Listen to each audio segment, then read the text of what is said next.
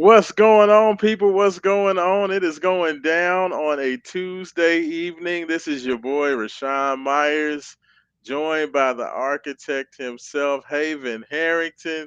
And it is Wake Up 502 After Dark. Certainly, we will be joined by Roman Kelly as well as we kind of wrap you and close the book on James Madison, give you thoughts on the game, what we saw, what we liked, what we didn't like, and get Haven's thoughts on James Madison being maybe the whiniest fan base in the history of any Louisville opponent ever. Like I've always hated Western Kentucky, even though I attended WKU, for the way they handled any time they played Louisville in anything. James Madison may have just moved up the chart, so we'll have to get into that. We're of course also going to announce this week's winner of the Wake Up 502, that boy's good player of the week. We will give that information out as well. So, Haven, we got a lot to get into, man. How you doing on this Tuesday evening, brother? Man, I'm doing real good. I'm doing real good, Rashawn. Man, I'm excited to talk about everything that is JMU, the game. But I'm also more excited to announce that Wake Up 502 is now part of the Kentucky Sports.tv network. All of our radio shows that broadcast on YouTube, you can go to Kentucky Sports, KY Sports.tv, and watch it there. And also, if you watch right now, like my good friend Roddy's checking in, hey, don't forget, like and subscribe the video, please. Thank you very much. Absolutely, absolutely. Continue to like, continue to subscribe, check us out. Of course, for all of the folks joining us on Facebook, YouTube, X, please feel free to shoot us any questions, thoughts on anything that we bring up. We love to be the most interactive show. On radio and on social media, on live or whatever. We like to. We are for the people, by the people. So, please, please, please send us all those messages. We definitely appreciate your support. And, we want to just continue to bring you quality content, in every way that we can. We'll, of course, be getting out on the road and doing some things as we always do. Of course, University of Louisville was nice enough to give us basically a built in preseason this year. So don't have to worry about any pesky, plans to go out on, Labor Day doing any Labor Day travels this year, Haven. But let me just ask you, before we kind of get into what we saw on Friday night. Do you like to me? This is almost the NFL teams play 3 preseason games before they get the regular season started, and this kind of breaks out, kind of like a pseudo preseason. Do you like the fact that Louisville gets their 3 kind of quote unquote tune up games before they get into ACC play? I don't mind the tune-up games. What I don't like about this year's schedule in particular is having the bye week so soon. Yeah, Uh, I prefer a little bit later in the season, but it is what it is. But I kind of like the tune-up games. It kind of gives you a chance to see what your team's weaknesses are and deficiencies are, work on them and fix them before it counts. Well, yeah. all games count, but before Before conference it season, can yeah. bite you. Yeah. Yeah, and especially because conference games by far, especially in this automatic bid era of the college football playoff, the most important games by far are your conference games because even if you have a slip up or two during the non-conference play, if you go out there and win your conference, you're going to be in anyway. So by far the conference games are the most important. So I like it. I think that especially given the fact that rosters are so new now in college football every year. And I think we've seen that play out across college football. Teams don't have their fastball the first week of the season normally.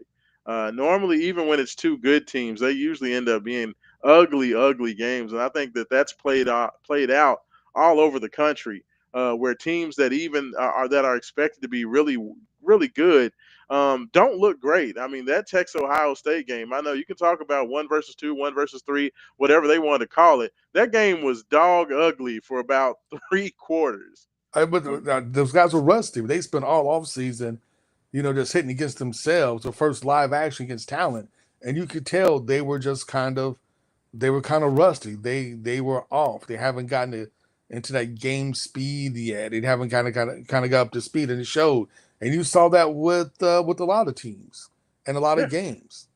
Yeah, no, I mean totally. I mean that's the whole thing, right? Is that when you kind of have some early season games where it's not necessarily going to bite you in the butt, that you can maybe have those missteps or those slip ups, or still trying to the offensive line trying to figure out how to work together with its new pieces. If you have new quarterbacks, like Louisville's brought in transfer quarterbacks each of the last 3 seasons under Jeff Brom, so those quarterbacks getting to learn their receivers getting to learn the quarterbacks. There's a lot that goes into that. I mean, when you look at a guy like Chris Bell's had 3 quarterbacks in 3 different years. And every quarterback that throws a football, it's like their own specific fingerprint.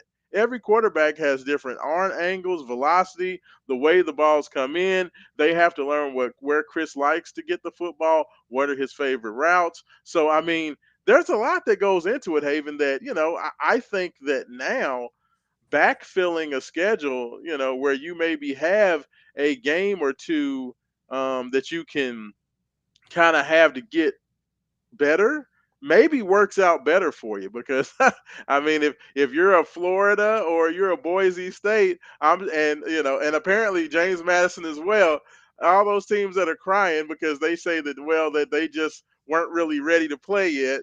I mean, maybe they I maybe mean, they like, need a couple okay, tune so about Florida crying about losing to South Florida. ups. Okay, now let's be honest. Only reason Florida was as ranked as high as they were is because it says Florida on the chest. Yeah, I don't Like, know why Florida was ranked like number 13. That I was mean, it's like what in the past, I don't know, decade has Florida done to warrant being ranked so high? I mean, last year they got dog walked like 5 or 6 times throughout the year. I mean, yeah. Miami literally just ran the score up on them and had to slow themselves down because it was scoring at will. I don't get it. I don't get it. I don't get it why so many of those teams are ranked. I mean, and like I said, I hate to be kind of like the homer guy, but like there were several teams that were ranked in the initial top 25 poll that I'm like, why are these teams even ranked? Like that, like to me, I know Louisville has more talent than team A, B, C, and D and E. Like to me, there's no chance Nebraska's better than Louisville. Like I don't know No. why Nebraska's was ranked in the top 25. There's Illinois. several Why is teams. Illinois Boise ranked? State. Illinois. I know you hate Illinois, even though they did look decent on No, they didn't. No, they on, didn't. on Saturday. They You they know they, what? they did all Duke right. Duke pulled a JMU. They did. They Duke did. straight pulled a JMU. That's fair. But no, but not, like honestly, I mean, it does seem like I think that with so many transfers now, with the transfer portal being such a big part of it, especially in football, not so much in basketball because you only have 5 players on the court at any one time, and pretty much you're depending on 2 to 3 players to kind of be your go-to guys, and everybody else is role players, support guys. In football, it's got to be very difficult for a coach to field a brand new team.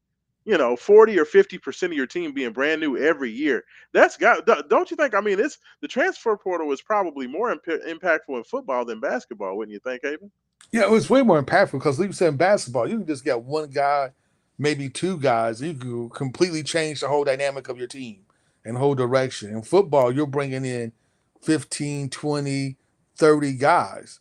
And you have to get all those guys on the same sheet of music, playing as a unit and coming together. And it's hard because you got guys come from completely different systems, completely different coaching staffs before, the way they were coached, the way they practice. You're bringing them into your system. So the first you have to learn a whole new terminology, a whole new defensive scheme, and how everything works. And offense is doing the same thing, learning brand new terminology, brand new defensive schemes. You have to learn the guys. They have to know, like, try to figure out what your guys like to do, what they don't like to do, what they're good at, what they don't good at. Like, what are their tails, what aren't their tails? Yeah, And you want to kind of get in that feel, that rhythm where you just know what this guy's going to do because I played with them so long, but now you don't have that continuity, right? right. You don't have that continuity where like I know what this guy's going to do because we played together for 3 years. So I know he sees what I see, so we can do X. And Right. you kind of just don't have that. It takes, and you saw it with Louisville last year. It took the offense 4 or 5 games last year to kind of really get in rhythm because you still had to learn that Cheney is slow as Christmas and can't run the ball, right? Yeah. I You mean, know, honestly, both you had to years learn those things. With Plummer and with Shuck, it took them till about game 3 or 4, maybe even game 5 before they found any rhythm, offensively. I mean, so I think that's definitely a valid point. I mean, to me, this is a brand new world, and I think that while I know they love these marquee Labor Day games, I don't know if I want to play a big time game that first week or two of the season because it may take me a while to figure out exactly what I have. Because I mean, you look at Louisville's defense. How many new players does Louisville have starting in the defense this year? Even like 7, 8, 9 Yeah, most of the guys. defense. Like it's like, how do I know what these guys can do and how they're going to work together when everybody's so new? So it's very interesting, and I think that Louisville's schedule sets up. And I know, sorry, James Madison fans, but I love playing a JMU early where I don't have to have my fastball and I can still win the game. I know So James, you I know James Madison thinks that they're the greatest ever, but I think if so we prove that out there Friday night that Louisville didn't necessarily need their A game to beat that team. well, so I understand where James Madison's coming from, right? And this is something we talked about like after the game. I understand where James Madison's coming from because it wasn't too long ago when Louisville was in Conference USA and we were the James Madisons.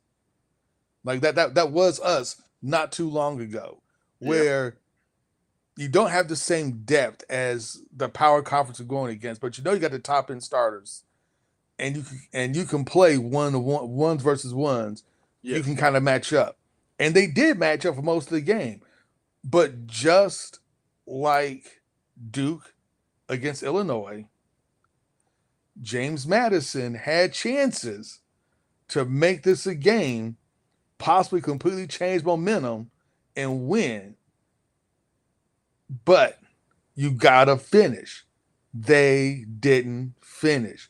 When you're the underdog like that, you have to capitalize on every mistake because you're not good enough not to capitalize on mistake and still win.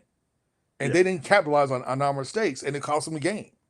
I mean, Like that's if and honestly, Haven, like you're right. Like that's the difference between a Louisville and a JMU. Louisville, being a power conference team, having better depth, having more talent, Louisville doesn't need their fastball. They don't have to be playing at an A level. They can play the C plus, which is about where I gave them for the game. Was probably about a C plus, and still win that game. But if you're JMU, you can't be a B or a B minus and win. You've got to pretty much be at least a B plus, if not an A minus, to be able to have a shot. Don't you think? yeah, you have to, but you have to capitalize. You have to capitalize on those mistakes, the term momentum. Prime example, my man Anthony Easton said in the chat, right? When the Florida hasn't been the same since we punked about in the Sugar Bowl. That pick six to start the Sugar Bowl set it off. That set the Sugar Bowl off. I was there. That is the loudest I've ever heard any U of L game, and that includes the 2013 national championship game. It was not louder than the Sugar Bowl when we converted that pick six. The first play of the game, we housed it, and from that point on, we knew it was over. The game was over, right? Yeah. No, And you're they right. had a chance to do that. They had it. JMU You were in had the that building for chance. that one, weren't you, Haven? What you say? So weren't Yeah, I you were in was the building there. for that? You was I there. was He was in the there. building for that one. Yeah, and it was the loudest I've ever heard any U of L game, basketball or football. Period. And once we housed that open interception, the game was over. We knew Yeah. Florida was done. We had like Shang Tsung in Mortal Kombat, your soul is mine, and snatched it, right? Yeah. Yeah. JMU had that chance. Very first play of the game, the trickeration, the halfback wide receiver option. Dude was by himself running down the field, nobody within 30 yards of him, and they throw the ball to bounds. He was by himself. He would have walked it. If the pass was anywhere near him, he would have walked into the end zone. They start 7-0, with the big play. We're kind of shook what's going on. Cardinal, L&N Stadium is quiet. It's a whole different game. Yeah. Then Miller Moss gifts them a pick six. He Yeah. stares the wide receiver screen down. He even pump fake to give the guy a chance to jump it, Literally pump faked. to give the guy a chance to jump the route, and he jumped the route. An easy pick six. The ball is dropped. You house that. All of a sudden, looking at Louisville's down 21-7 at that point, and then at 21-7, that's a completely different game. Yeah. That is a completely different ball game and a very, very at that point winnable game from JMU. But you don't capitalize on that, and you lost. It is what it is. You can't be mad. You cannot be mad. You can't whine. You can't cry. You can't say it was a better team. You had your chances and you didn't do it. Just like Duke completely outplayed Illinois that first half. Completely outplayed Illinois that first half. Illinois at the end of the first quarter had like -7 yards offense. Yeah. Duke's defense was killing them. But what killed Duke? Three turnovers. Yeah. Three Hey, turnovers. I mean, and they have Darian Mensah down there, and Yeah.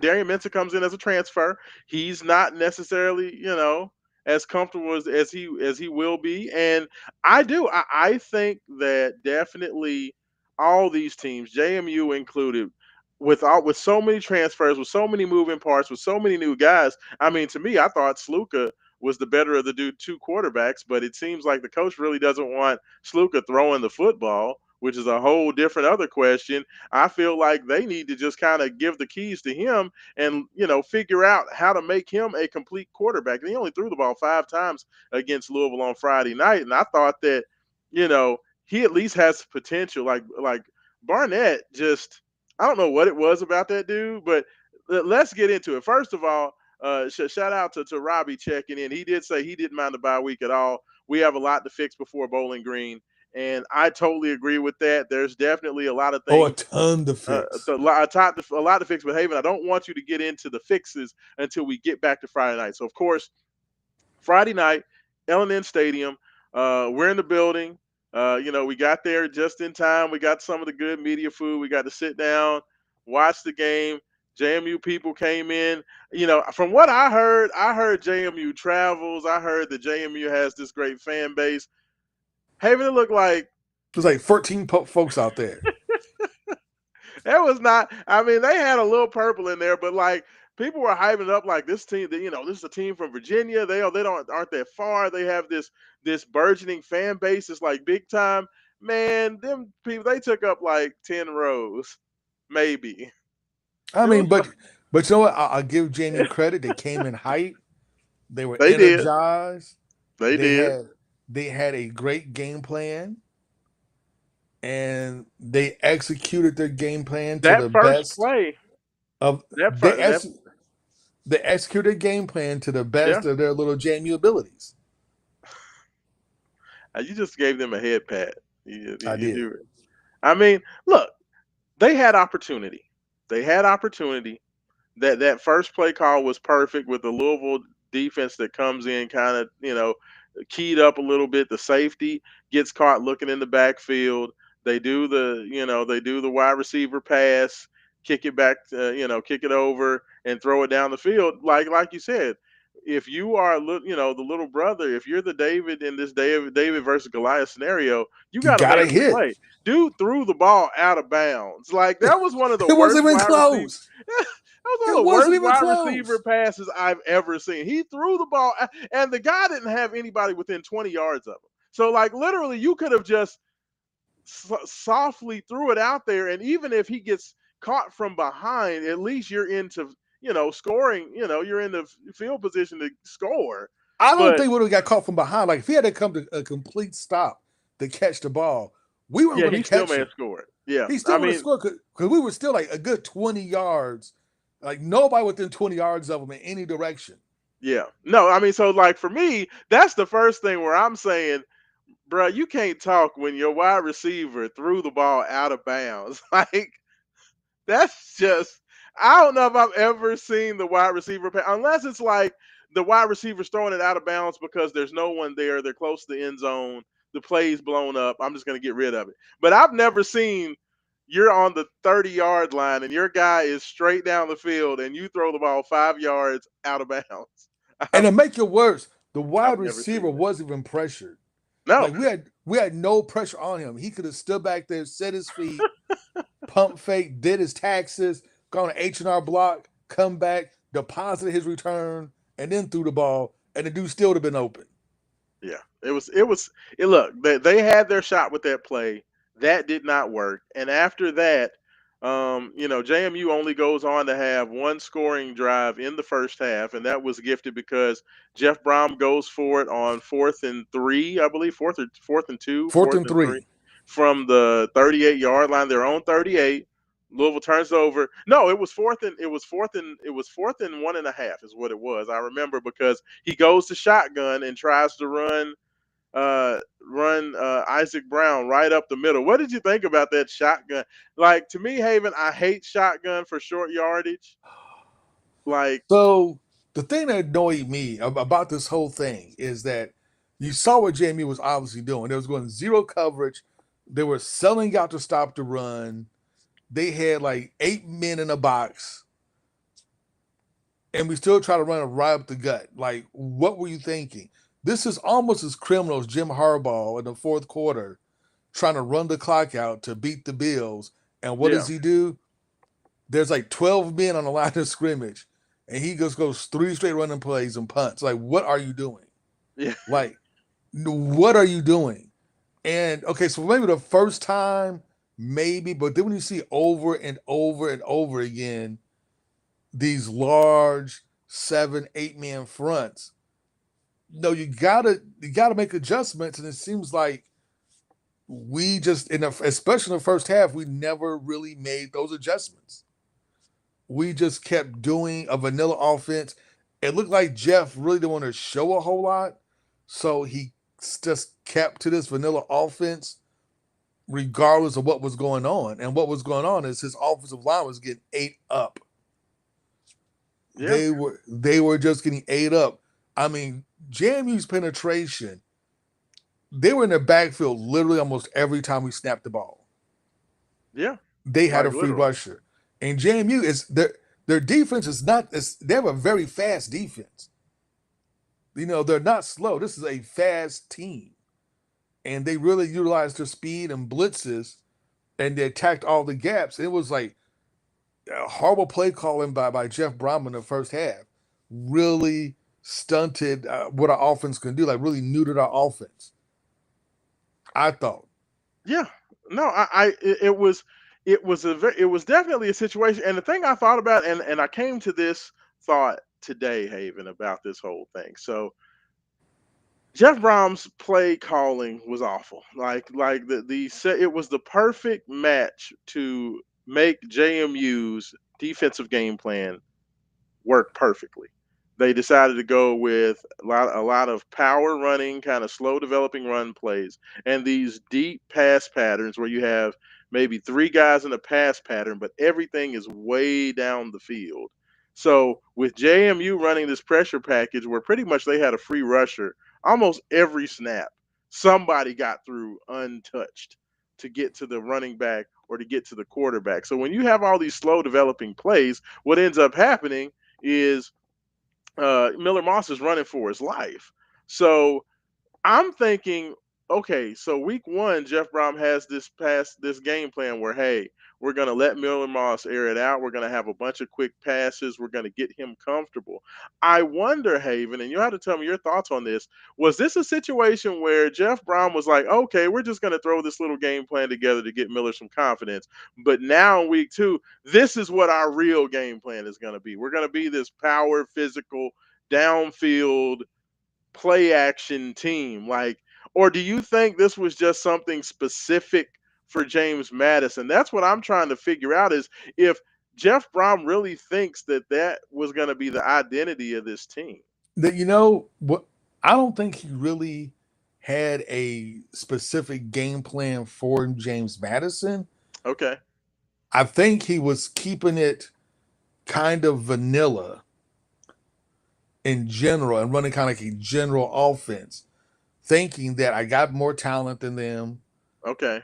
I have Just all kind of this go talent, basic. offense, defense. I have the best running back, arguably the best running back in college football, if not the best running back room in college football. I can afford to be kind of conservative and run a standard offense, and we should be okay, and we should score enough points to win because it's James Madison. And I think that was his mindset. And I think he was thinking after EKU game, I can see what Miller Moss can do. I'm comfortable in what we're doing. We should have more enough talent. Offensive line should be able to hold up, and we should be okay because of James Madison.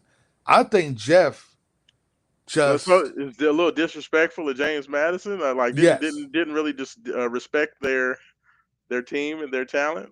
So here's the thing, right? So every year so far since Jeff has been here, this is just his third year. We've lost to the worst team in the ACC every year, Yeah. without fail. And I think this is some of it. I think it's good to have that machismo and then arrogance, and then thinking, okay, we got this, but then don't really game plan for it. And when things start to turn, it's hard to kind of put the momentum back in the bottle and change it. Lucky for us against JMU, they couldn't take advantage of things that would have created that momentum that would have been hard to turn, right? Like if they complete the first play of the game and got that touchdown, they'll build a momentum. They get that pick six, they got the momentum, and then it's a Hmm. completely different game. But they were never able to get that momentum going. Yeah. So I think that bailed Jeff's lack of a game plan out and kind of playing that conservative ball that he was playing, and he played it the whole game. He didn't really switch up, even in the second half. But we kind of went on a scoring run. He switched up a little bit, but not really a lot. Yeah.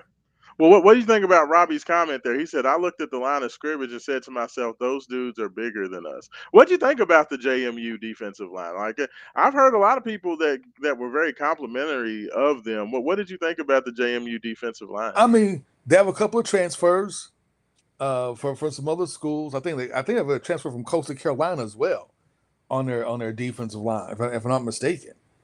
Um, Okay. So there's some big guys there, and they had solid D1 level talent on their defensive line, but they were very smart in how they used their defensive line to kind of open up gaps for their speedy linebackers and safeties who are really fast to kind of shoot those gaps. So Yeah. it was a great defensive plan by Jamie. And I had to give a pat on the back right here. I even give him two. You know, that was a great defensive effort. They wanted to shut down a run, and for the most part, they did. Hey, the one thing I said about this Haven, and this is the one thing that came off and jumped off the film when I watched them even against Weber State. The one thing I knew about JMU, they have speed. They have a team that has a lot of speed, and I'm not talking about speed for a Group of Five team. I'm talking about speed for anybody.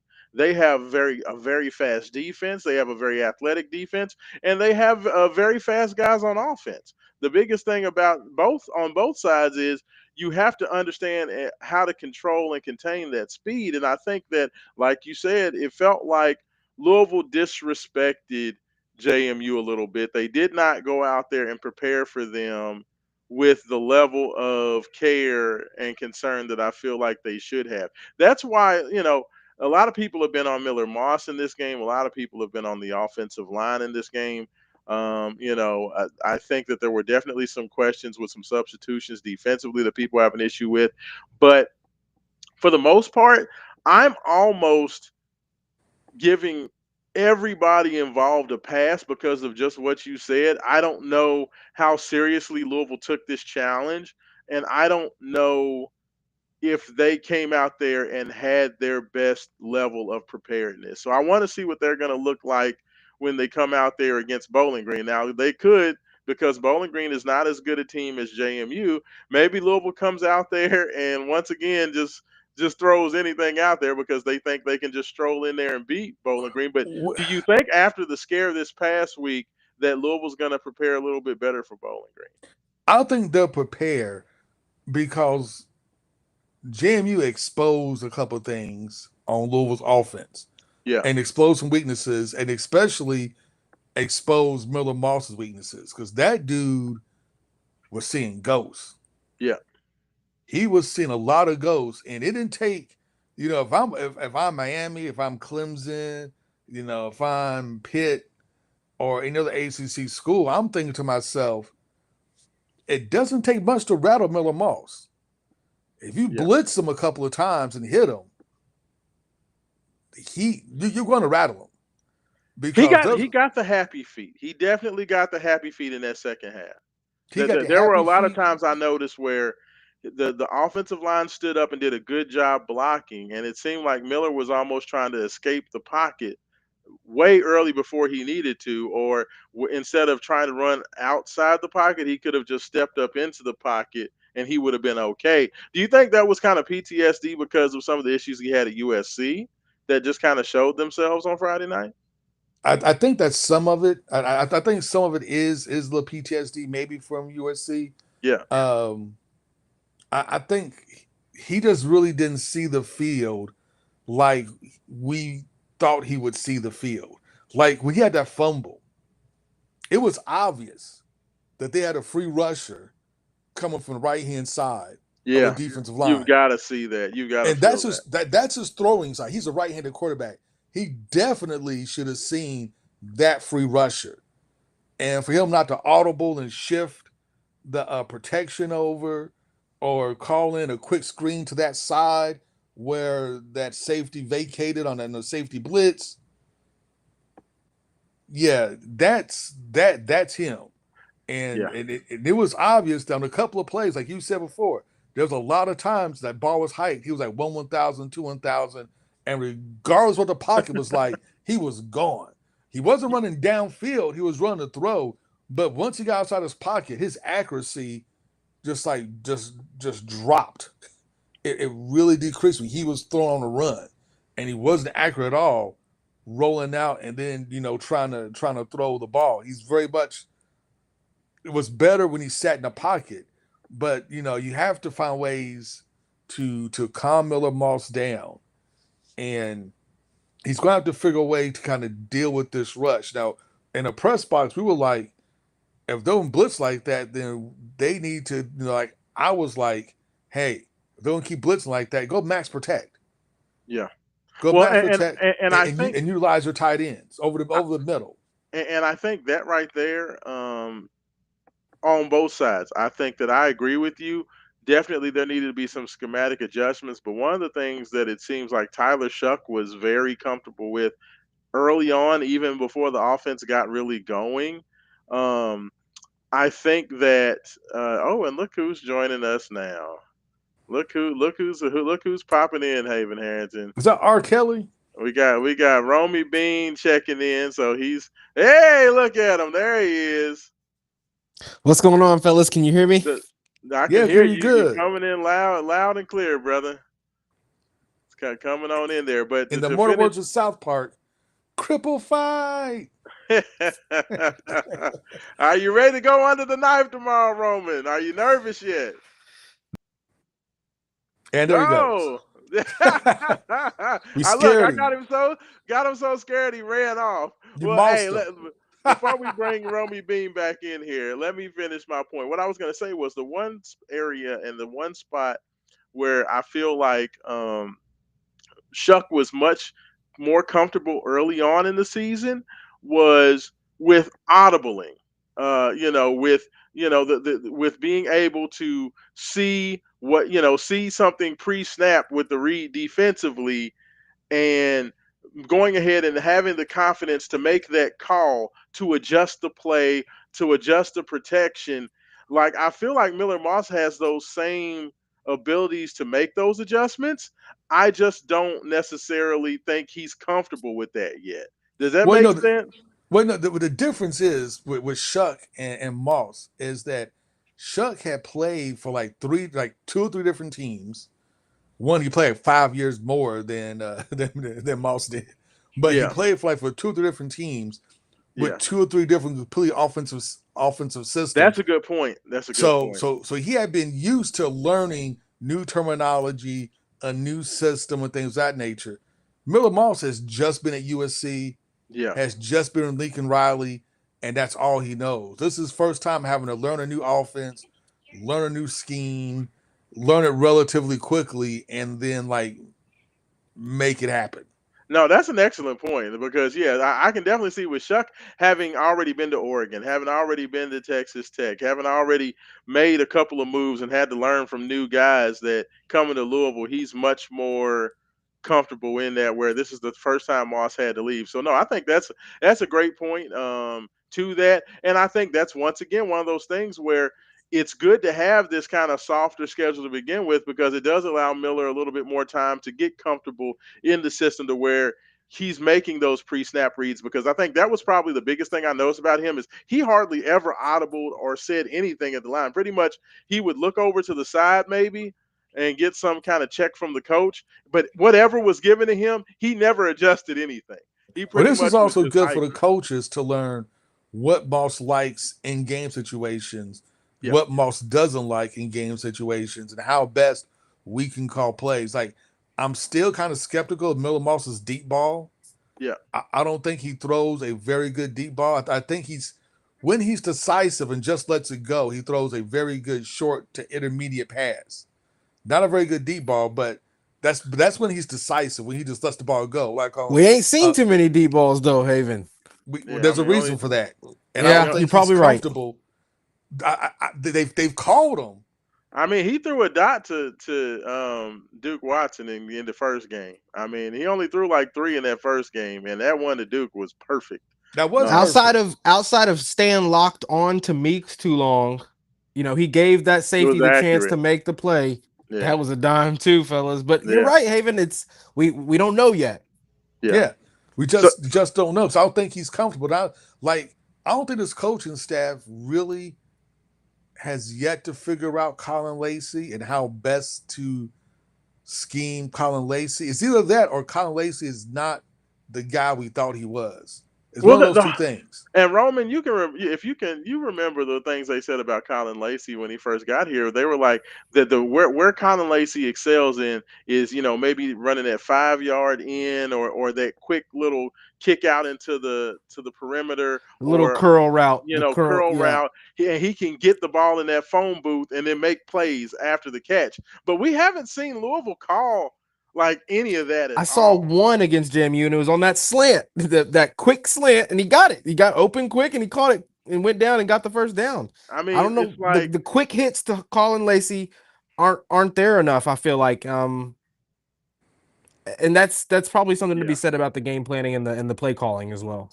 Yeah, yeah. So Roman, so you're just joining us. We were just kind of talking about some of our initial impressions and kind of some of the thoughts.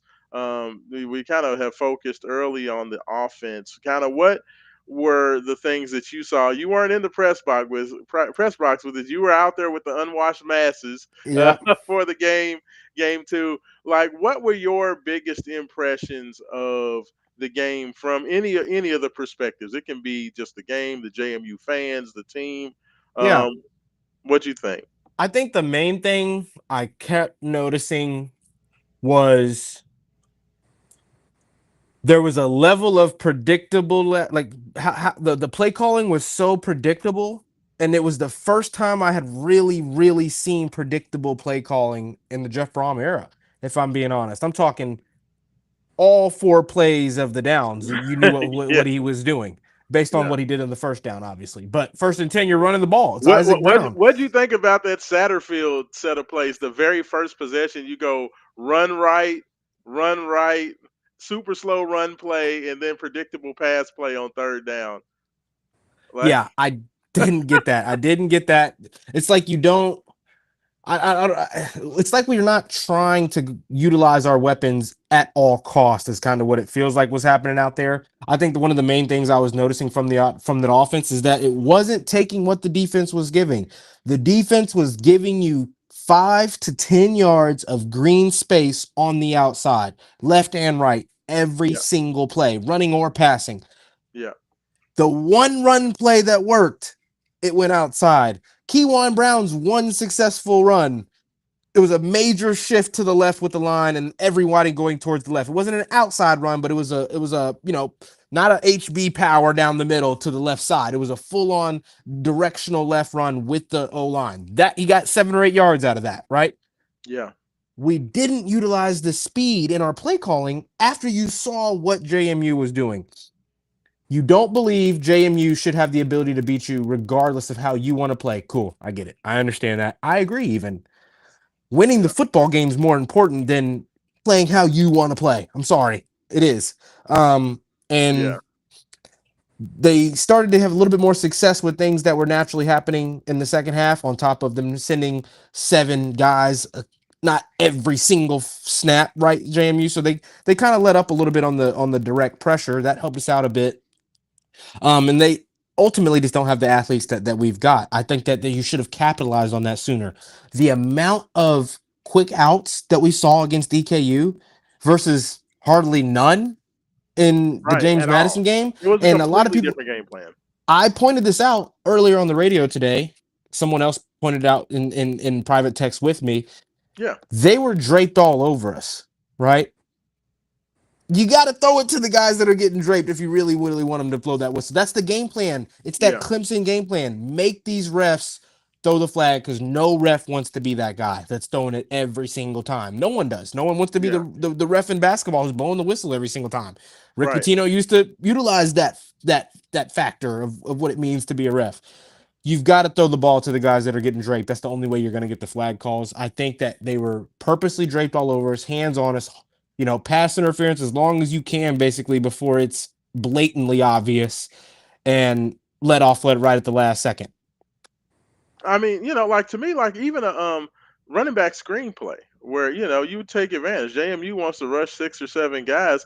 How about we snap it, let all those guys come in, and then we toss it right over their head Exactly. to With the Duke running or backs, with Isaac. Yeah, send Isaac out left, send Isaac out right.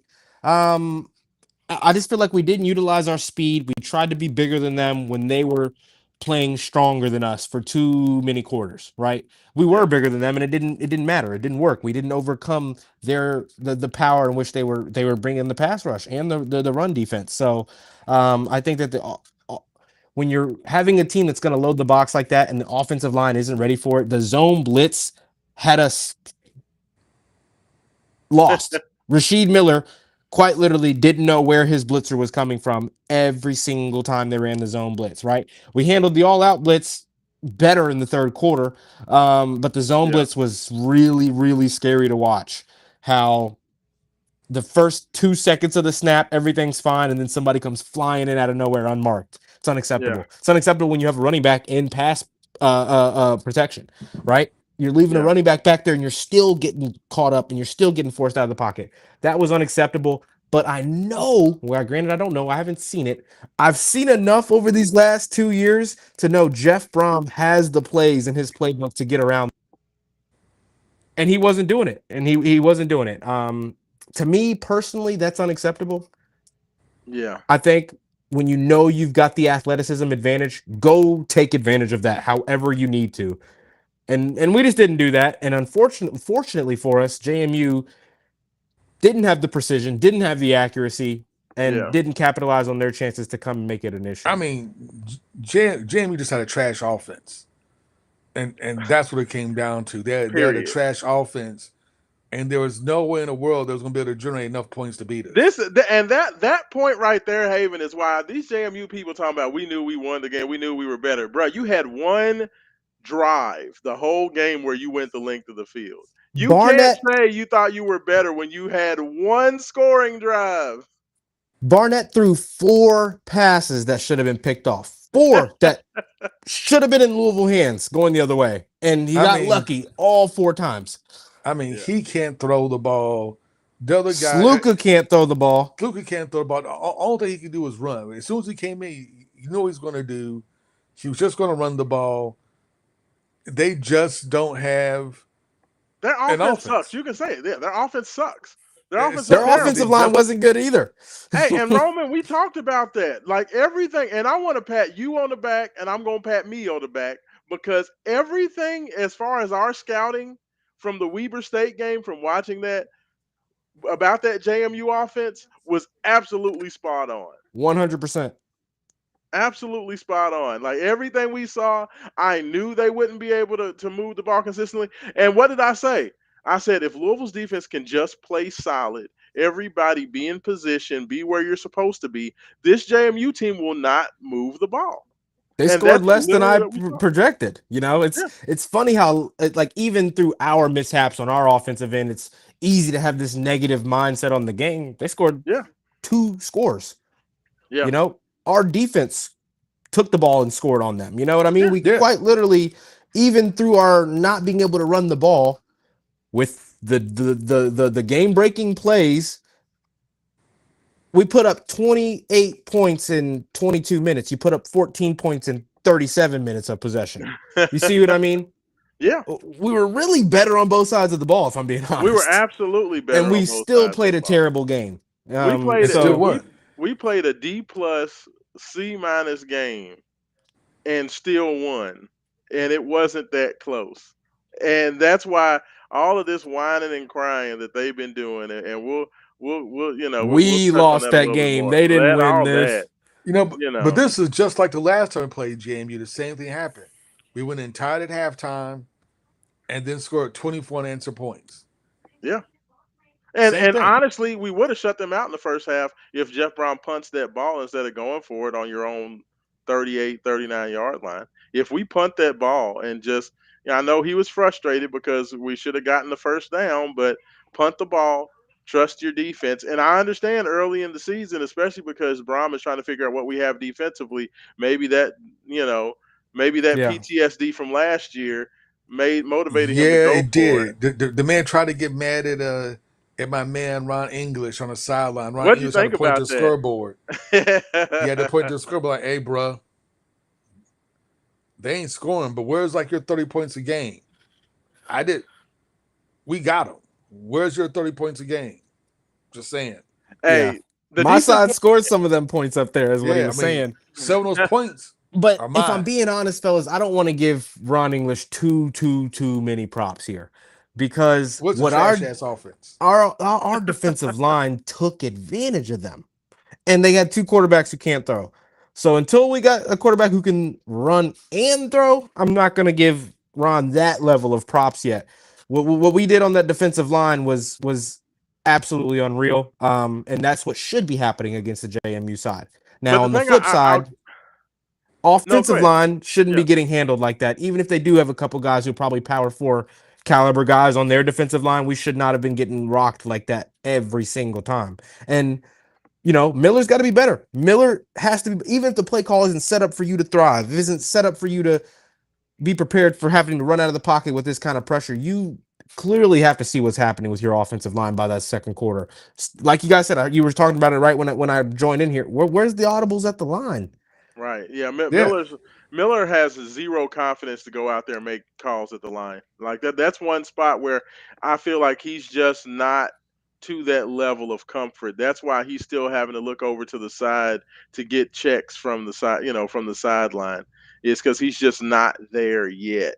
But I think that's what you work on. I was saying it before you joined, Roman, that to me, this Louisville schedule almost sets up like a preseason, where like an NFL preseason, where you're getting these games where you don't necessarily have to have your A or even B effort to win, which gives a team an opportunity to work on their deficiencies against live opponents. Maybe not opponents that are going to be able to take full advantage of you, but at least it's going to give you game speed reps so you can figure out where you need to get better. And I think from that standpoint, it James worked. Madison was perfect.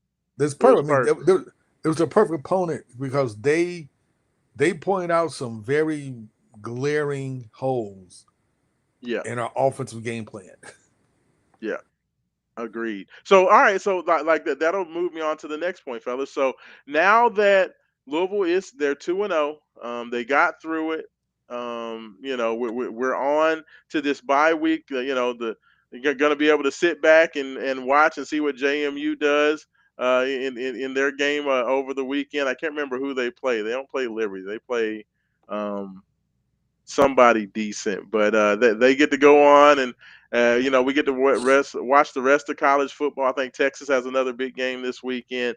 But if you're Jeff Brom and you're getting ready to go into this bye week for Louisville, what are you focusing on? Are you going to like? Is this more of a coaching staff needs to look themselves in the eye? Is it player related? Like, what are you all wanting the team to focus on over the bye week? TJ Capers. Fair, fair. I mean, Not to with be that Stanquan Clark going bluntly down, specific, yeah, but yeah, with Stan Kwan going down, our vocal leader, our leader by example, TJ Quinn has to step up. There's the question marks on TJ Quinn's pass protection, right? We know what he can do in the run game. We know what he can do in the short passing game, even in the intermediate passing game and on, he can tend to get a little bit lost, right? And on top of that, like TJ Capers has the body type and the athleticism style to be that perfect kind of pass protection linebacker. And it's time for him to step up. It's that time. That's one thing. That's an emphasis. Trevon Sylvester, can we get you right? Is he going to get healthy yeah, these next 2 weeks? That's another thing I'm looking at. But to be more specific, fellas, I yeah. want to play faster. I want to play faster. I want to have more runs to the outside, quick up tempo snaps to get Isaac Brown and get Duke Watson the ball going outside quickly. I want to see some direct snap stuff. On Yeah. the if it's 4th and 2, 4th and 1, direct snap it to Keywan Brown. Don't even throw Miller out there unless Miller's the design run. Just direct snap it to Keywan. That's the power back who's got the speed as well to get out of those little pockets that if a gap closes up on him real quick, he's got the speed to get out of that, but also has the strength if he gets touched before he finds the gap, he can kind of avoid the tackles as well. With the speed, with the athleticism we have, we should be getting every single 4th and 2 and 4th and 1, 3rd and 2, 3rd and 1. That's we should not be getting stopped on those, even if our offensive line isn't good. Right now, they're not. Now you've got proof they're not. Go change, add the plays you need to add to the playbook to avoid when the box is loaded and not being able to run forward. You want to run the ball this much? Cool. Find a way to run it, and it's because it's not going to be straight. That's kind of where I'm at. The defense hasn't been tested, fellas. The secondary, I should say. The secondary hasn't been tested. So I just want them to stay ready, stay healthy, and stay ready. Okay. Mm. Haven, what do you want to see? I want to see work on the O line. and work on your max protect, work on different packages. I want to see finally scheme for Colin Lacey's strengths. Um, I want to see Colin Lacey in the slot catching quick slants or catching the ball in space and see what he can do once he catches the ball in space. I want to figure out how to get him the ball in space. Figure out how to get downfield a little bit more, how to open up a downfield passing game. Uh, and those are the things I really want to see. I also want to see work with the tight ends more. Yeah, yeah. Put the tight ends more in offense, as well as work with the fullback to kind of get some extra blocking out there, especially as he's trying to run off tackle or outside, so you can really take advantage of Isaac Brown's speed, Keywan Brown's speed, and Duke Watson's speed. Those are the kind of things on offense perspective I will work on. On a defense perspective, since you lost, the heart and soul of your linebacking core there with Stanwan Clark, um, see, what other different blitz packages you can run with. I know they like a lot of 4-2-5. Uh, Maybe look at a 4-3 as well to kind of give you an extra linebacker there in space to kind of help you cover, especially when you go against Pittsburgh. So I know that they like to use a lot of tight ends, things of that nature. So maybe Hmm. switch from a 4-2-5 to a 4-3-4 and see what that works there and getting some helping linebacking core. Those type of things I want to see them work on in this bye week.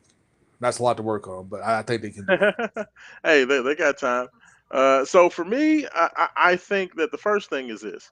Jeff Brom, that little, Madden 95 traditional offense, whatever that was that you was trying to run, you need to throw that whole game plan in the trash can and understand what type of team you have. Like to me, Duke Watson nor Isaac Brown, even though they can be successful in kind of, trying to run power, that's not taking advantage of their skill set. To me, you having a team that is elite in working in space.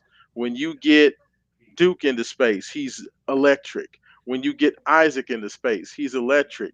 When you get Colin Lacey into space, he's electric. I think that Trayshawn Hurry has the ability to be electric in space. Same with Chris Bell, even though he's a bigger guy. Chris Bell can catch the ball and make a move and get up the field and get, more yards. Even what we saw, from our tight ends, I think that those guys, when they get the ball and get it in space, they can make things happen. This is not a traditional power team. You don't have power offensive linemen. You don't have power running backs. All of our running backs are 185 pounds or lighter. You don't have big burly guys. You're not playing. I mean, I know he played a little bit with the fullback in week one. We really didn't see the fullback much in week two. If you're not going to play with those types of players, like you're not that's not what this team is built for. You don't have a Michael Bush back there running the football. You don't have a 220, 230-pound sledgehammer running back. That's just not the way this team was built. So, and I said it on Saturday on Wake Up 502, I was very much discouraged with the fact that Jeff Brom thought that that's the type of personnel that he had. It didn't make any sense what he was trying to do. So my biggest hope is that he goes back, he looks at what he did in that game and why it didn't work, and he comes to the realization that I need to come up with a scheme that magnifies and really takes advantage of these guys' skill sets, and that to me is space creation, misdirection. Fake like we're gonna go one way and throw a screen back the other way. Let's Shift the shift the line. line. Let's Yes. roll out. Let's do some things to take advantage of these guys because this whole, I'm just gonna hand it off tackle to Isaac and let him try to power through 4 and 5 defenders is ridiculous. Like that's not, Mm-mm. It's not gonna like work. to me, you go and you see the way Florida used the Percy Harvin. You go see the way, the Philadelphia Eagles used to employ Darren Sproles. Anything that the teams did to get small backs or fast backs out into space those are the types of things that you really need to find a way to get into your playbook. So that's going to be my biggest thing for the defense. um, Definitely figuring out what they're going to do with Stanquan. I actually think, Haven, the fact that Louisville runs a 4-2-5 is better because you already only play two linebackers. So if you have, TJ Capers basically come in there and run Stanquan's role, um, you should be okay. Like you may not be great, but like I've said all year long, I don't necessarily think this is the most difficult schedule in the world. So I think Louisville should be okay. And if the defense can continue, the defense is playing well enough right now, Roman. They should win no less than 10 games. This Louisville defense through two games has shown me that they at least look comfortable. We don't have a bunch of the glaring weaknesses. So if they can continue to play at this level, now it's all about just getting the offense to consistently executing at the level that you expect the Jeff Brom offense to do. But to me, those are the I, biggest things. I say the defensive line's playing at an extremely Yes. high level. The rest of the defense is Yeah. playing Well, good. well, I'll go to good. me, it's just the communication. Like that. That was the biggest thing I wanted to see was Yeah, how the safeties and safeties and cornerbacks communicated, at the third level, and then linebackers when they're in pass coverage getting to the proper depth, and when they're coming in run fits, are the safeties coming in and filling behind them properly, and all those things from a communication standpoint, I've loved. Like nobody's looked lost defensively, and as long as nobody looks lost, I'm good with it. Yes, did the safety get caught looking yeah. in the backfield on the wide receiver pass? Yes, that happens to anybody. But to me, overall, Holloway had the where he's moment where he's clapping and clapping at somebody, not trips ready and for the falls, play. you know, Yeah, I think Jabari Matt got burned one time that it didn't yeah. the pass But that's didn't that's there was gonna no happen. target That's on the play, football. but he Like, that's yeah. gonna happen. But to me, overall, they look like a defense that is consistent. My son's got snacks over here that are showing me through the window. He knows I like snacks. Whatever it is, it smells good. But like those things I'm excited about, and I think they're in a great spot. So to me, I think Louisville's in a good place. That's why I said I was disappointed with Jeff Brom and his game plan, but I was also encouraged by what the defense showed me. And we already knew that Chris Bell and Isaac Brown was that man. So them coming out there and making those plays, I expect it. I expect Isaac. I don't know if you all agree with me. I expect Isaac to house one every game. Like Oh to yeah. me, he's gonna Oh get one yeah. every game. Like It's an expectation now. I expect him to have it maybe not house one. I expect a 20 to 30-yard rush every game, which might not always lead to a touchdown, but I expect him to break loose like that at least once every yeah. single game. And This game was weird because he didn't get anywhere near that and boom. then breaks for 78. Hey, That's what he does. All he two needs games, two 100-yard performances. once he finds that crease, And Heisman candidate. that's all he needs is that crease. So Roman, hey, But fellas, yeah, the offensive line's the emphasis this week. Get that offensive line right. Add some creativity to the offensive line and to the play calling to where you don't need to rely on your offensive line to give you the yeah, time of day. Play faster, shift, get everybody moving right to where you make the quick decisions. Little shuffle passes. I haven't seen. I'm not mad at a little shuffle pass into a Jaleel Skinner who's yeah, unmarked. Get the line moving, get everybody moving, get the defenses moving. Because yeah. guess what?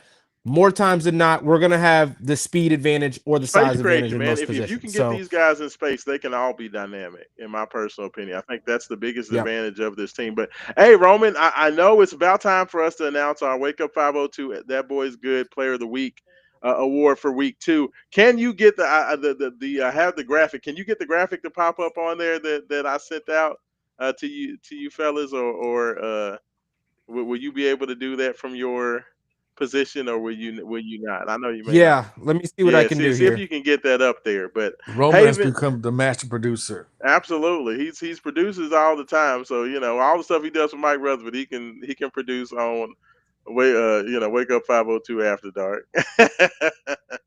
But I mean, Haven, just kind of your last thoughts on the JMU stuff. Like, what do you take away from all this whining and crying, all this stuff that I saw the coach whining about penalties I mean, on you know his what? coach's call. Like, I I understand where they're coming from. I get it.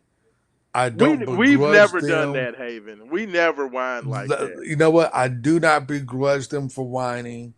But when you have a team that is more talented than you down, or you have opportunity to put them away, you put them away. You got to capitalize.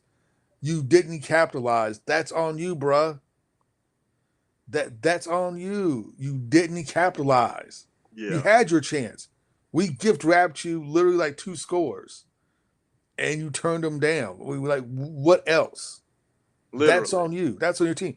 Good teams capitalize on that. Yeah, yeah. No, It is what it is. I agree. But Like as all far as that. I'm concerned, I'm just like, I'm glad we played JMU. They showed us a lot of our weaknesses. Their coach did an excellent job of game planning for this team for Louisville, and he's going to give us a lot of stuff on the film to work on. I understand Jeff maybe not wanting to show everything you can do and keep a conservative game plan. Look, everybody knows you're ultra imaginative coach. Everybody knows you're hyper aggressive. Everybody knows that you like your trickerations, things of that nature. Dude, don't hide it. Just do it. Because you need to practice. I Yeah. mean, you need to practice. I don't want you to get in a spot where you've been playing quote unquote possum for 3 weeks and then you try to jump in Pittsburgh and show all this movement and guys running left and right and all this other stuff we haven't done a game before, and you wind up throwing a pick because you've never done a live game situation before. You got time to do it now. Just do it. It's okay. No, I agree. I mean, like to me, like you said, like you've got to go out there and you got to take advantage. But all that whining and crying and talking about we should have made it and we should have had it and we had it won, all that sounds stupid. Like I understand that like the problem is this: they put so much hype into this, and they put so much hype into oh, we've beaten two ACC teams 2 years in a row. This is going to be the third year. They put their whole season into Because this. they beat two bum ass ACC teams. That's why North Carolina doesn't count. North Carolina came out, had one awesome drive, looked unstoppable, and then got the brakes beat off of them for the next 3 and 3/4 quarters. All right, Yeah, fellas. Are you guys ready to announce our That Boy's Good Player of the Week? absolutely. Yeah, Who let's is it? go. Let's go ahead and show the people. And without further ado, there you go, Mr. Clev Lubin. Yes, sir. Clev Lubin, congratulations. You are the week 2 Wake Up 502. That boy good player of the week. Congratulations. Like 10 tackles, 7 solo tackles, 1.5 sacks, a forced fumble that led to a defensive touchdown. Like, fellas, I felt that, Isaac Brown being the inaugural and the initial winner was well deserved, and I think that Clev Lubin, um, I feel like he could have won it in week 1. We had discussions about him winning it in week 1. I think he's very deserving of it, and I didn't think that Louisville could find a guy that I would say would even come close to replacing Ashton Gelati. But And they found him. Clef has been good. Like he's been really good. If he starts to do this against some ACC level opponent, I might have to put him in that kind of Ashton Gelati category in that tier. He might be right there on par with what Gelati is as a talent at this level. I mean, a Yeah, defensive end Haven getting 10 tackles. it's crazy. That's wild. Crazy. He could play linebacker or DN. He could do either one. Yeah, yeah. And to me, the biggest thing I like about it, and one of the things where I think that I didn't like the way they used Ashton. Ashton. is that they try to do a lot of trying to move him all around and They moving him got to too cute. defensive tackle. Yes, they were doing too much instead of letting him stay on the edge and just letting him eat, from the edge. And this year they have their two big guys inside. That they have the Garrard. That they have your nose tackle, D tackles inside, and they're pretty much letting those guys stay inside, and you're allowing a Clev, Wesley Bailey, and the rest of those guys on the perimeter to stay out there and do what they do best. And Clev Lubin is absolutely eating. So And I think this is where Ron English learned from last year with yes, trying to move Ashton's all around. Sometimes you got to let your defensive end be a defensive end and let them eat. And that's what they're doing. Keeping it simple, letting them eat. absolutely. So yeah, so congratulations, Clev Lubin. Big round of applause for the week two and the second award given out for the That Boy Good Player of the Week. So awesome job there. But fellas, I know we've been rolling for a little bit. We're gonna get out of here pretty soon. But I gotta ask you all before we get up out of here and let the people go on that Tuesday night. Um, what did y'all think about the Ravens game? I ain't gonna lie to y'all. I have not let that go yet. You know And what, Rashawn, like you and I tweeted about this uh, during the game and texted, and I told you that I hope they put it away because I never felt comfortable. I never felt like they were in complete control of the game. oh, I I felt did. that I felt they were in complete control, but the I problem didn't. is what we've seen from the Ravens over and over again. And They that's get why I didn't too feel they confident they get were in too complete damn control of the game. happy.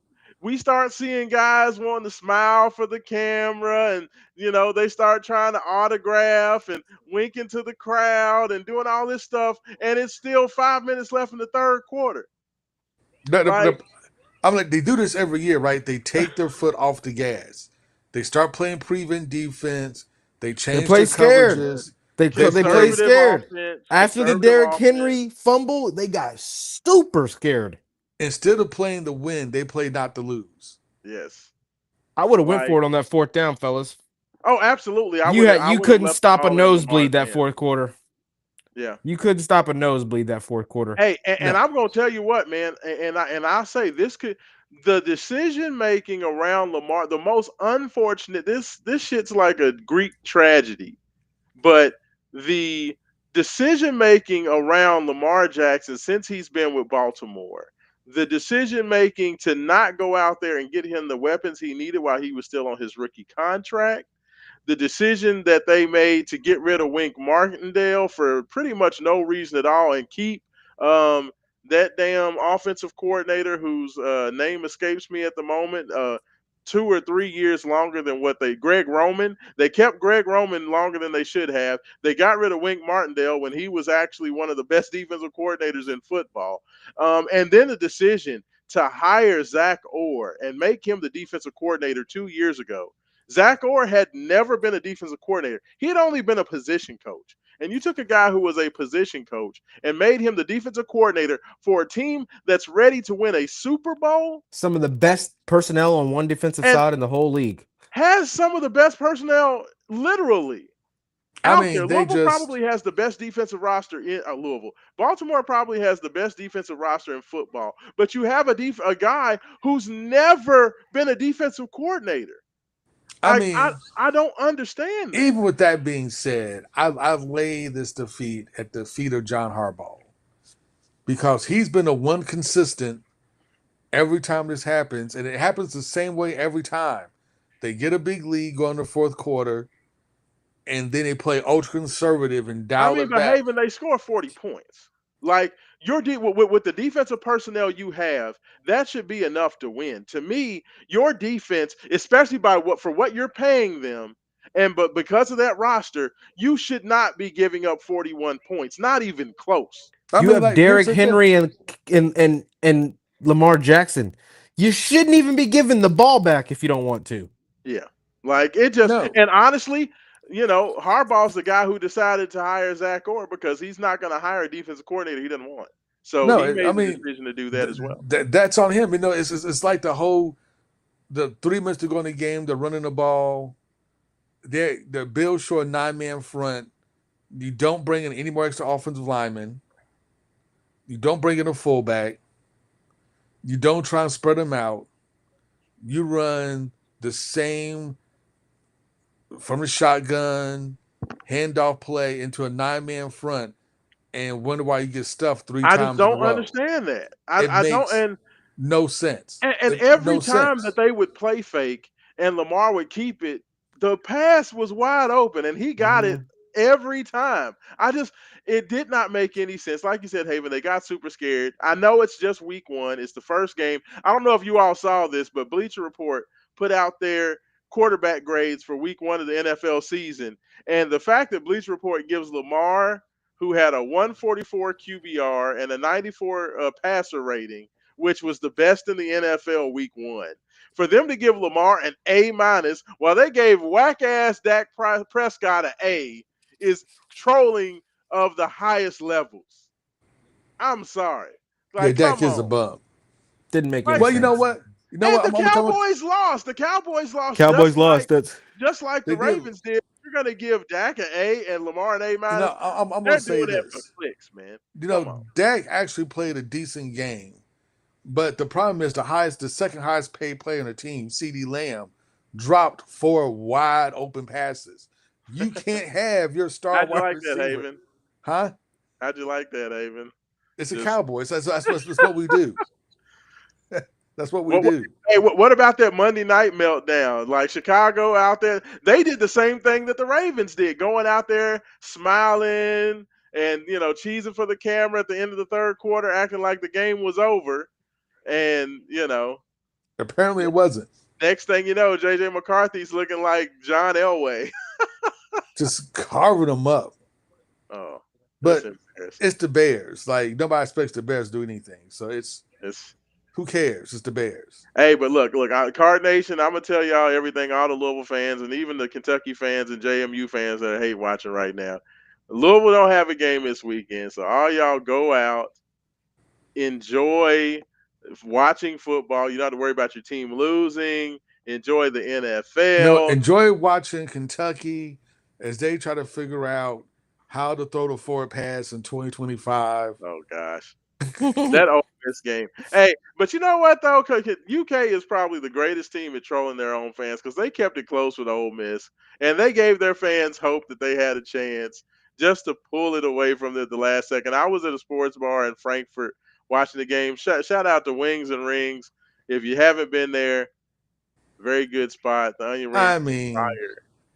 But Kentucky for some reason support Kentucky fans. Kentucky plays Lane Kiffin and Ole Miss close regardless, and I mean, this be the only game in SEC that they're close in. hey, but I'm gonna tell you what, I'm impressed by that running back. That running back number 3 for Kentucky, he's nice. He, I he's a mean, dog. but come on, he when has Kentucky like he's really nice. not had a good running back? Yeah, Like yeah, no, that's true. honestly, Kentucky I, always has good running. Kentucky's lone problem has always been they've never had a trigger man. Like yeah, they've always had good wide receivers, they've always had good running backs, and they usually have a decent defense. The only thing Kentucky's never had since Stoops has been there is somebody actually throw the damn ball, that's fair. and it cost them every time. Will But Levis against could a little bit, I guess, but I mean, Calzada, he throw, he gets hurt and tries to throw the ball down the field. Now his shoulder's not working, so then you get Roman's favorite guy, Cutter, in the game, and come and on, Cutter. it's Cooter. and yeah. And that just didn't work out either. Man, that might be a better name for him there, Haven. But that's a hey, look, YouTube before only name there. Roman, look, I'm gonna give you the last word. Like, you going under the knife tomorrow. Tell me how you feeling. Are you nervous? Are you ready for this? This is gonna take. This is ACL surgery, so Yeah. brother, you're gonna have to do a lot of physical therapy and training to get back. Have you prepared yourself mentally? What are you feeling like now that the day is upcoming tomorrow? Yeah, I mean, I'm feeling obviously it's I'm going into a setting I've never gone into, so that's just what's a little bit nerve wracking. Like, but at the same time, I don't have to perform. I don't have to do anything. I just gotta Yeah, make sure you got I'm to be there and go to sleep. not eating anything solid after midnight tonight, and that's about it, right? I'm gonna go to sleep and wake up and it's all gonna be done. So it Yeah. is a little bit nerve wracking. Just I've never been under anesthesia like that. They're Yeah. telling me they're giving me a cadaver ligament. My girlfriend's convinced me that's okay. I'm over here like, whoa, you You're giving me gonna a have a dead haunted person knee. stuff, You're giving gonna me have a some dead haunted person knee. stuff. How's it gonna just be alive in my knee? But apparently ligaments aren't a living thing, whatever, whatever. So um I'm all good. I'm down there with Dr. Caborn, the head U of L orthopedic surgeon for knees. Probably who did Case and Priors if he did it here. You know, he does all of the athletes at U of L. Any knee Yeah. stuff. This is the guy. So I've got a good team down there. Going to be early. I'm just ready to get on to this rehab pathway and get back out there to playing basketball and playing soccer with my guys. Rashawn, I mean, watching you and your son in there going at it on the short half court. That short half court right there, that's my cup of tea right there. A guy Yeah. like me who likes Yeah. to Yeah. get up and Yeah. You down. got to And see a little bit of it on Sunday. so yeah, you were doing the point the point centering that you do, Yes, so sir. playing top of the key, directing things. It made me want to fast forward 6 months and have a good knee and come back out there and play with you guys. But it's a process. I'm sure there's going to be other learning things for me to there's going to be other learning experiences within this, right? Relearning patience within my own individual self, probably some internal soul searching I'm going to have to do and be able to Yeah. be content in my stillness and reading books and, get better at doing sports Uh, media as well. I will tell you this. One, the first 2 days are going to suck. Yeah, I called off work for the day Yes, of because it's outpatient, so it's I leave that day. And no, they you will, fellas, they and start it's me rehab the next day, 10 a.m. they do, and I'm going to tell Wow. you, it hurts. The first 2 days are the worst. The pain is going to be unreal the first 2 days, and then when they're going to try to get your knee to bend. They're going to try to get your knee to flex. Yeah. Uh, and Amen. Yeah. You're it's doing a gonna that. wonderful job of giving Roman confidence as he goes into this. Yeah, that's But what they're I'm saying. They're saying it's going to be tough. I've heard the same I'm thing though. That first yeah. 24 to 48 hours It's is gonna really suck bad. ass, and then it's gonna get much better after that. The hardest thing about um when you get into rehab, especially the first week or so, is trusting yourself that you can actually bend the knee as far as you as they think that they tell you can bend the knee. Because Yeah. when they do the surgery, what they don't tell you until later is that once the surgery's done to test it out, they bend your knee like all the way back a couple of times While I'm and move still it under. around Wrong. to make sure like it's tight and it's supposed to be before they sew you back up. No wonder it hurts so bad the next 2 days. Well, Yes, jeez. yes, yes. They actually bend your knee. They actually take it from straight. They bend it like this. I They did move it not know around, that. and they do it like that a couple of times to make sure that the tendon is tight. Yeah, That I'm you gonna have have the to pull that flexibility. anesthesiologist to the side, let him know, hey, make sure Yeah, give I'm me a good little and out for something this. extra. I don't want to feel any of this. So just Oh, so you that's won't what feel any happens. of it. Trust me. They sew you back up. They'll wrap you back up. Put the brace on there. You won't move your knee for a little bit. You go to rehab, and literally within like 3 or 4 months, you should not less than that. About like 2 to 3 months, Two to you three should have months, I'll about be. 90 degrees, Yeah, 90 to 100 degrees inflection, and yeah, you'd be surprised at how once that happens, how quickly, boom, it gets going. yep. I'm Yeah. ready to, get on with it. They say you could, some people's knees come back stronger after something like this. So Oh yeah. that's Yeah. my goal. I got the insurance, obviously, like you guys know. So all settled. Not gonna have to go into debt to make this happen, which is really the Oh, kind of that's the beautiful. priority in a way. Yeah, I want to make absolutely. sure when I'm your age, when you're all's age, I can still go out there and hoop like you do, Uh, Rashawn. There you go. That's my main desire is that I'm still able to move comfortably in my later adult life, Yes, sir. athletically. But So the yeah, biggest thing fellas, is, man, you gotta just attack the rehab. Don't take any shortcuts. Don't take any time off. Attack that rehab, man, because no that's gonna be shorts. that's gonna be what makes sure that you get all the way back. Is that you yeah, got it's gonna suck. It's gonna be hard.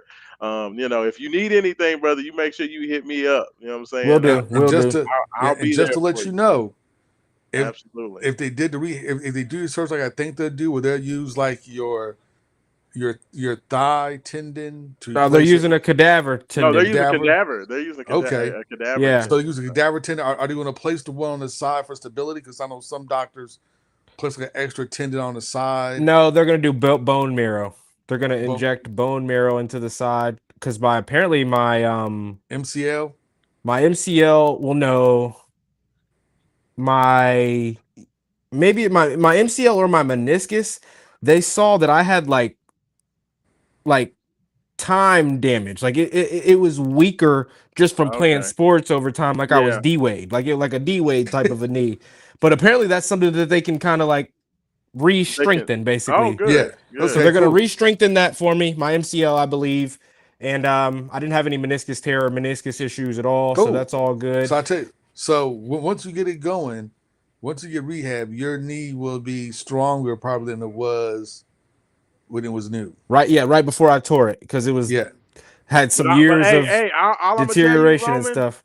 no more damn chase down blocks, please. No more No, chase no down more blocks. chase down blocks. I'm not LeBron James. I don't need to be chase down Let's blocking in pickup just games that give up have the yeah, give no up the layup. reward for winning the game at all. And I'm trying to go save points, But when you turn the ball over, you want to go get it back. You want to go make it up. I Absolutely, need to no, just I let get that it. stuff go I going get forward. it. I'm gonna be a Yeah, below the rim player going forward. So no, it's all good. But hey, Roman, prayers up, brother.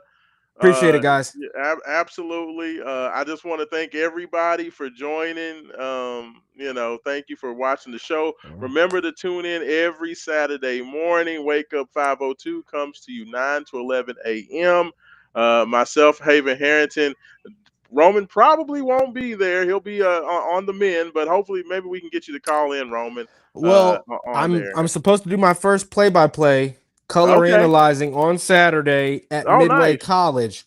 To get there on time, I'd have to leave the show halfway through. So I was thinking maybe I'm going to be in the passenger seat anyway. I Yeah, figured yeah. I'll call into the show Saturday. No, that'll be Good deal. perfect. Good That'll deal. be perfect. So call in. You can give us an update on how everything's going on. So Great. we'll just do that. But thanks everybody. Make sure you like, subscribe to the YouTube channel. Go to wakeup502.com. We have everything there. kysports.tv. Is that correct? That's it. Haven? KYSports.tv, baby. Is now broadcasting all our stuff there. So make sure you check out all those good folks there. So this is Raashaan Myers for Haven Harrington, Roman Kelly, and like we always say, without struggle, There is no progress. peace, y'all. Have a good night. Go Cards.